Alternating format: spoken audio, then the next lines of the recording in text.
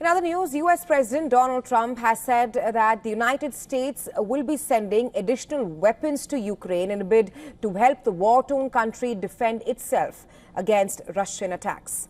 This after the White House announced a halt to some arms shipments for Kiev in the previous week.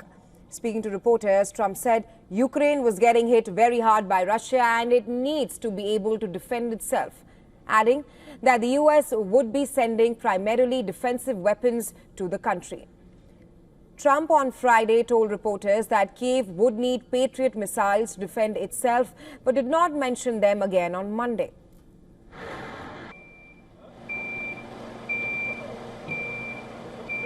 After Trump's announcement, Pentagon released a statement saying that at the president's direction, the Department of Defense will send additional defensive weapons to Ukraine.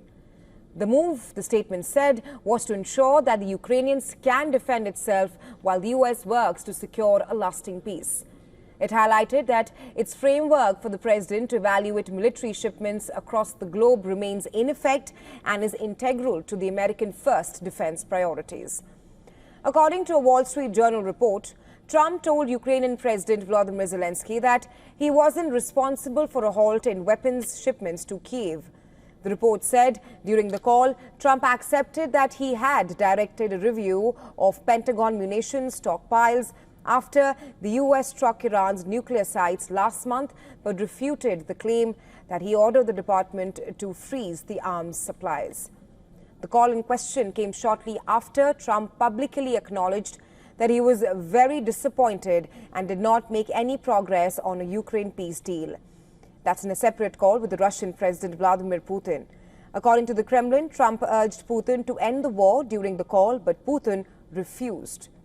This at a time as Russia is advancing in Ukraine.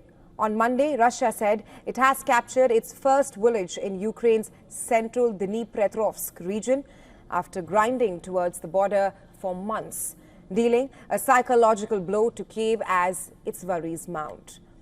Moscow launched a fresh large-scale drone and missile barrage before the announcement, including on Ukraine's army recruitment centers, as a part of an escalating series of attacks that comes as ceasefire talks led by the U.S. stalled.